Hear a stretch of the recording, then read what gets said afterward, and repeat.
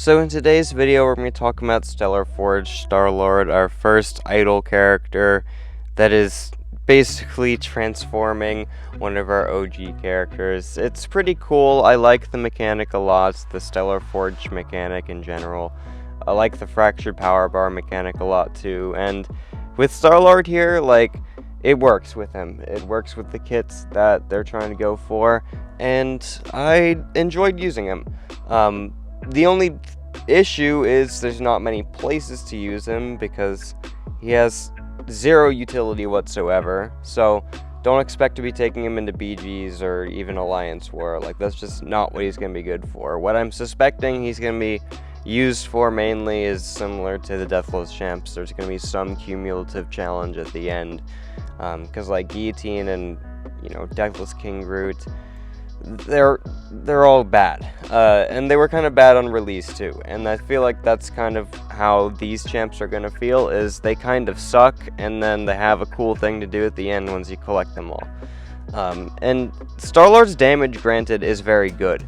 As you're going to see here, we're going to fight this Quicksilver and it's going to go down pretty fast. It's just, other than damage, that's literally the only thing he has going for him, because his utility kit is not there, and they gave this guy a 3 out of 5 in utility on the website. I don't understand anything anymore, because he has one thing that could be considered a utility, and that is the fact that when he is in his special animations, he takes 75% less damage from all sources, which is basically anti-power sting, and that's cool.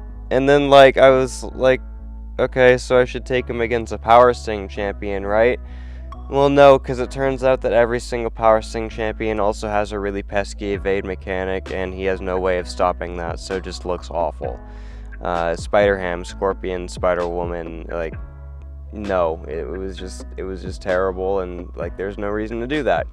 He doesn't counter anything the science class has to offer. Again, the only thing he has is damage, and that's fine. I don't really care. I don't mind that much.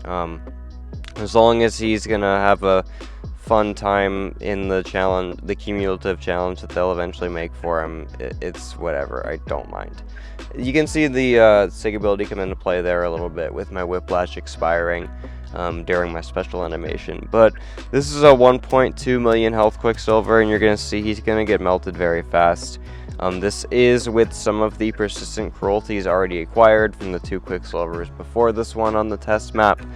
And yeah, the persistent cruelties are kind of where you're going to get your damage ramp going, because he is meant for longer fights, but he also fares very well damage-wise in short fights. So I'm not going to say that he's just only able to do long fights, because that's not true. It's just he's not a BG's champ because he just doesn't have the kit to take a bunch of different defenders.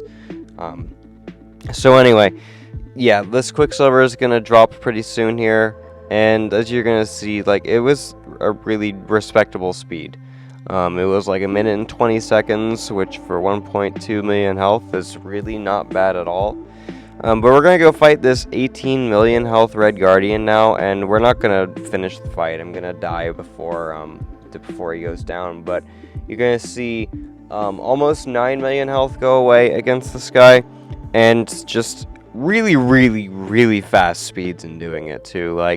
He did just about 9 million health, probably closer to 8 in just over 5 minutes, which was really impressive to me. I think this guy, against Necropolis health pools, he would just shred them. Maybe I should have taken him against Necropolis Titania, because that would have been a pretty cool fight. He would have shredded that fight very well, but then again, maybe not, because you do want to get special intercepts a lot with this character, and the haymakers make that annoying. But yeah, you want to try to do this thing called a well-timed special, which I don't believe has ever been used before, and that's basically just another fancy way of saying a special intercept. You want to catch them dashing in with your special one, which I found very easy to do. I didn't mess up that many times, but it probably is a bit of a skill expression still. That one I kind of got lucky on, because it didn't count because he wasn't dashing at me at the time of me launching it. So it definitely is something you can mess up at times, but it felt pretty good. And then, as you're seeing me almost always do, I'm just spamming special 1s, but there I did drop the special 2, where it is a guaranteed crit as well, and it feels nice, but it's just generally better to spam special 1s and refresh all your stuff pretty much all the time.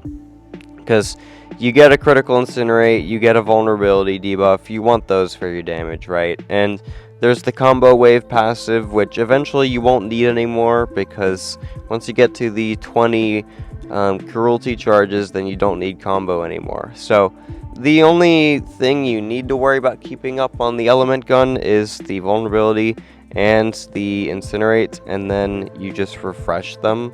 You can, or not refresh, I'm sorry, you pause them, because yeah, you can get the pause if you fire one of the elements, and those are the ones you want to focus on, just the vulnerability, the incinerate, and the pause, once you're all ramped up at least. And yeah, that's kind of Star-Lord. Like, he just places and incinerates, he does a bunch of damage on his basic attacks, and I mean a lot. He hits very hard. And then the opponent's eventually just going to drop, and not this opponent, because it's 18 million health, I'm going to die first, but it's still going to be very good speeds. And I guess we can just use this time while I'm punching this Red Guardian until I die to just talk about the whole concept, because, like, yeah, I would wish that he had a kit more like the idols, where they actually all have something to do in the game. Like, I think all 4 idols have their place, even like Isopine, who's just historically considered to be a garbage champion. I think she actually has stuff to do in the game, and has her place in competitive game modes at times, but I see nothing for him in competitive game modes, which is okay. I don't care that much for this style champion, but it is a bit disappointing, and I do kind of wish they kind of improved on the Deathless chase in that sense, because the problem with the Deathless champs was always they don't have anything in the game to do. Feels like that's not changing here, but oh well, that's fine. If they give me a cool long-form content challenge where I can use all 5 of them once I get them, then I'm gonna be happy. Like, that's kind of what I wanted with these characters, and I'm sure it'll happen. Like, they have the mystery synergy already set up for whoever the next Stellar Forge champion is gonna be. So yeah, like, I'm gonna go ahead and stop talking at this point until the outro. But you can just see me punch this guy until he gets down to like 56% health, I believe, and then I die. I dropped that in the block there because I'm bad. But anyway, I'm gonna go ahead and show back up for the outro and explain to you a bit of where I think he's gonna fit in the meta.